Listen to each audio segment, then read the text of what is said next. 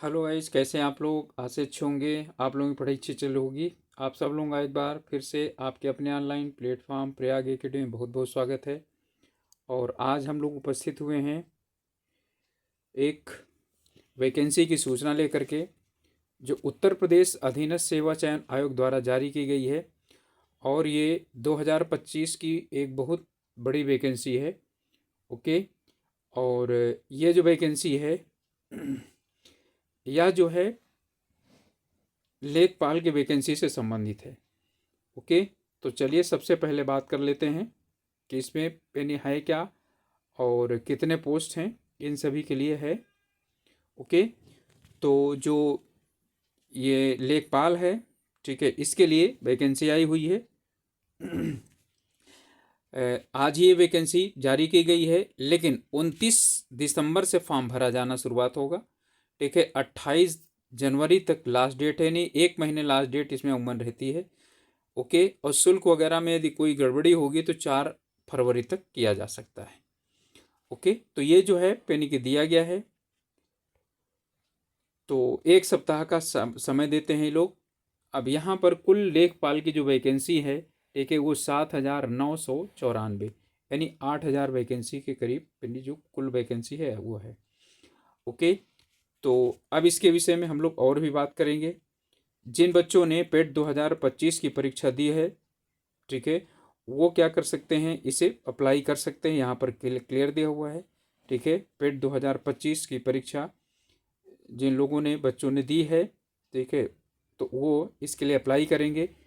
Online ही apply होगा ये, ठीक है, और किसी दूसरे मोड में होना नहीं है। इसको 29 तारीख से दिया गया है। ठीक है। तो इसमें जो आवेदन की प्रक्रिया है वो पूरा का पूरा जो है यानी कि आपका ऑनलाइन होगा। ईमेल एड्रेस वगैरह के द्वारा इसे लॉगिन करना पड़ेगा। फ़ोटो हस्ताक्षर वहीं से ले लिया जाएगा। ठीक है, या अपलोड कर सकते हैं आप उसमें। फीस घोषणा है, घोषणा करने के बाद आपको फिर फीस जमा करनी पड़ेगी। और अभी जो है इन्होंने मुख्य परीक्षा तो है ये, इसके लिए मात्र 25 रुपये फीस जमा होगी। और उस फीस के लिए ऑनलाइन जमा करना है फीस। ठीक है, तो ये 25 रुपये, ठीक है, सभी के लिए 25 रुपये है। ठीक है, 25-25 रुपये सभी लोगों के लिए पहले जमा करना पड़ेगा। ये रजिस्ट्रेशन फीस है। फिर जब मेरिट निकलेगी तो मेरिट पर जो है इसमें 200 रुपये फीस जमा होगा रिटर्न एग्जाम का। ओके। तो जो इसको फॉर्म भरेंगे मुख्य परीक्षा का, ठीक है, तो वही आगे चल करके जब मेरिट आएगी तो मेरिट वाले फॉर्म को इसे अप्लाई कर पाएंगे और फिर अपना एडमिट कार्ड डाउनलोड करके और उसे फिर उसी के आधार पर वो अपना एग्ज़ाम जो है वो दे पाएंगे। ओके। इनमें सभी चीज़ें दी गई हैं।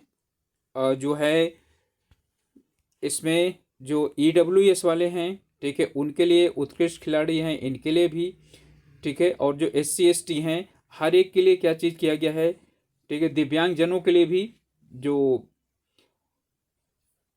कट ऑफ डेट दी गई है उसके पहले तक का ही उसमें सर्टिफिकेट मान्य होगा, जिसे कि जब ज़रूरत होगी तो प्रस्तुत करना पड़ेगा। अब यहाँ पर हम लोग देख लेते हैं कि कुल पद कितने हैं। ठीक है, और जो है उनमें रिजर्वेशन के कितने हैं। तो राजस्व विभाग की है स्थायी वैकेंसी है 4,165 पद अनारक्षित हैं। अनुसूचित जाति के लिए 1,446, ठीक है, अनुसूचित जनजाति के लिए, ठीक है, 150, अन्य पिछड़ा वर्ग के लिए 1,441 वैकेंसी, आर्थिक रूप से कमजोर हैं जिनके लिए 792, ठीक है, कुल 7,994 वैकेंसी हैं। ओके। इसे जो है इसमें जो क्षैतिज आरक्षण दिया गया है वो अलग अलग दिया गया है सभी के लिए। तो इसमें से क्षैतिज आरक्षण ये दिया गया है। इसके बाद जो है ना लड़कियों के लिए 1,592 है क्षैतिज आरक्षण। ओके। फिजिकल हैंडीकेप्ड के लिए भी अलग अलग दिया गया है। ओके। और ये जो रिजर्वेशन मिलेगा ये सिर्फ और सिर्फ उत्तर प्रदेश वालों को मिलेगा। महिलाओं के लिए भी जो आरक्षण मिलेगा वो सिर्फ उत्तर प्रदेश के लिए ही महिलाओं के लिए मिलेगा। ओके। और इसमें जो है ये कहा गया है कि उत्तर प्रदेश की महिला अभ्यर्थियों के मामले में पिता पक्ष से निर्गत जाति प्रमाण पत्र ही क्या होगा, मान्य होगा, पति की तरफ से नहीं मान्य होगा। ओके। इसके बाद अब योग्यता की बात कर लेते हैं। ठीक है, तो योग्यता इसमें है इंटरमीडिएट होना चाहिए।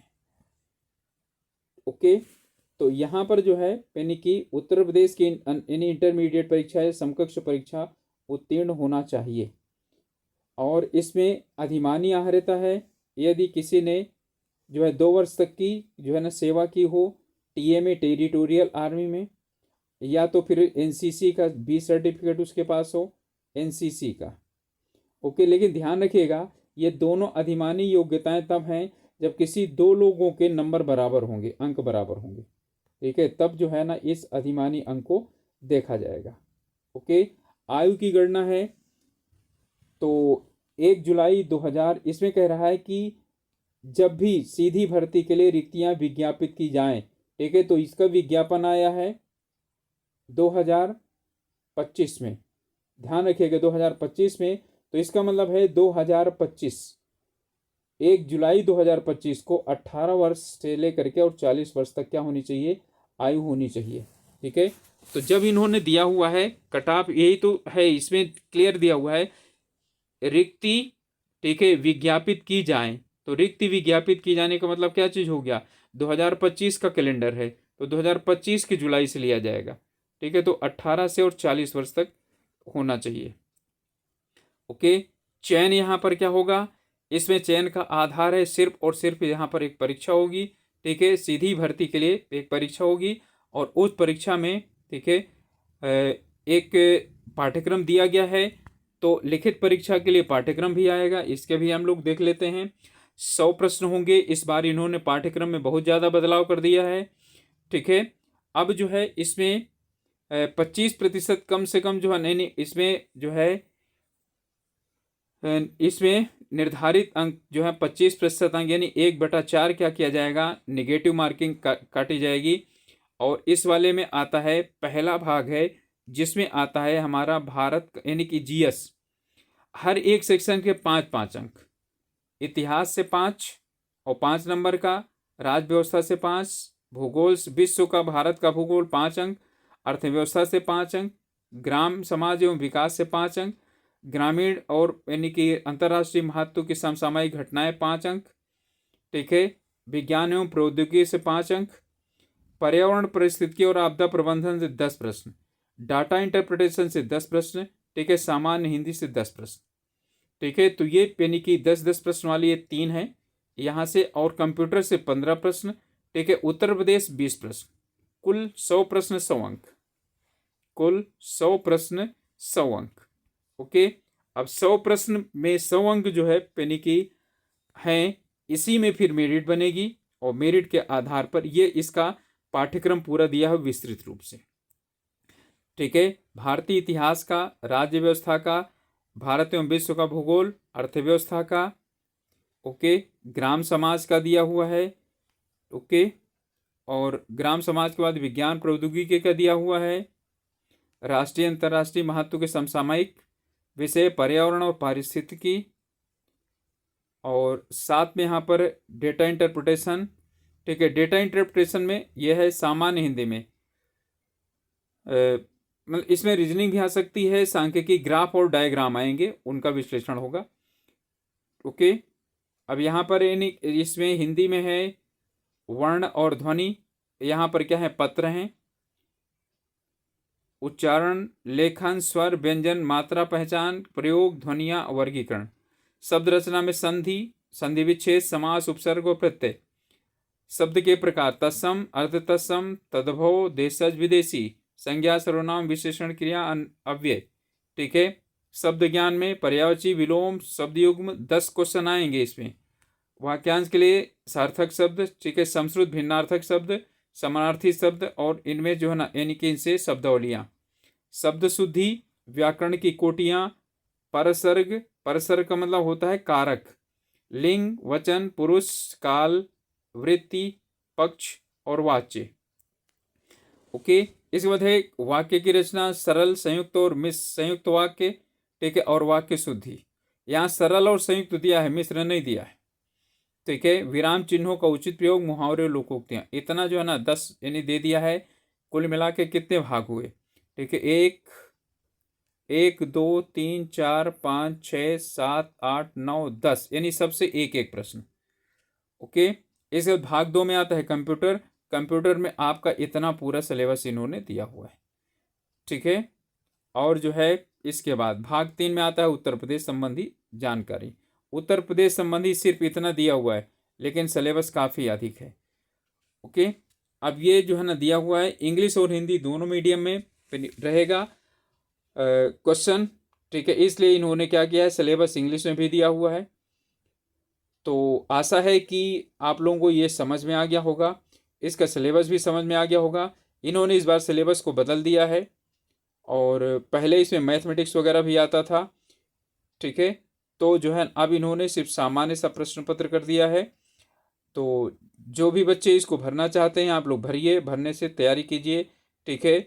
और इनमें कुल मिलाकर के थोड़े थोड़े प्रश्न आएंगे और छोटे छोटे प्रश्न आएंगे, और उन्हीं छोटे प्रश्नों से मिलाने के बाद, ठीक है, आपका पूरा का पूरा जो है यानी कि क्वेश्चन पेपर बनेगा। तो इसलिए कोई सा भी सेक्शन इसका कमजोर नहीं है, सब सेक्शन इसके महत्वपूर्ण हैं। तो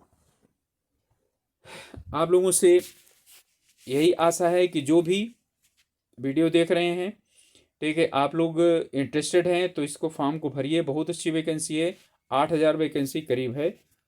मिलते हैं अगले वीडियो में, तब तक के लिए आप लोगों को यही कहना है, अपने स्वास्थ्य का ध्यान रखिए, अपनी पढ़ाई कीजिए, और चैनल में नए हैं तो चैनल को सब्सक्राइब जरूर कीजिए। मिलते हैं अगले वीडियो में, तब तक के लिए ऑल द बेस्ट।